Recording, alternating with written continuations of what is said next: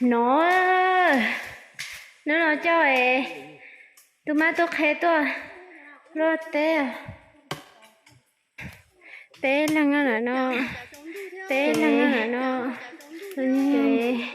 cho tao nó hết rồi cho tao nó hết rồi lô bố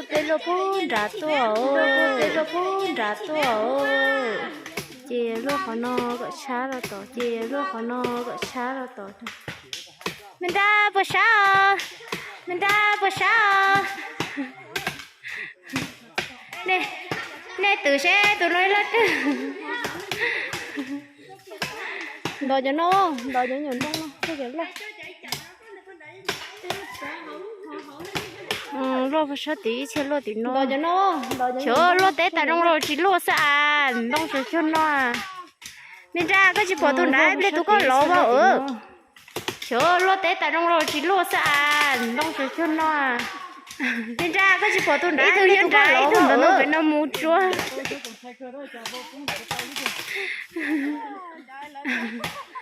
ý tụi nó có cái ốp phải nó mua chúa tụi nó có xuống thế à tôi sáng đã nêu tao đó tôi có tao phải bút to tôi sáng đã bông mà nó có xuống thế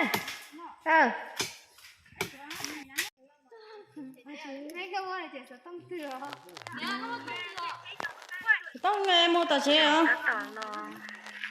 hậu rau, cô ta này có hậu rau không lọ? Mỏng này. Có lú nè.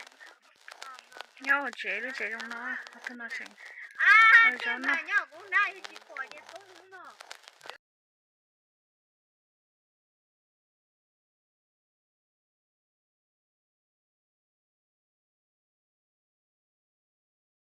Cú thế thì nó cái giống là chạy là hết người lùi. Mấy nhọn sai. Cái chuyện này anh ấy chuyện Chờ hai tia thì nó ngon thế này.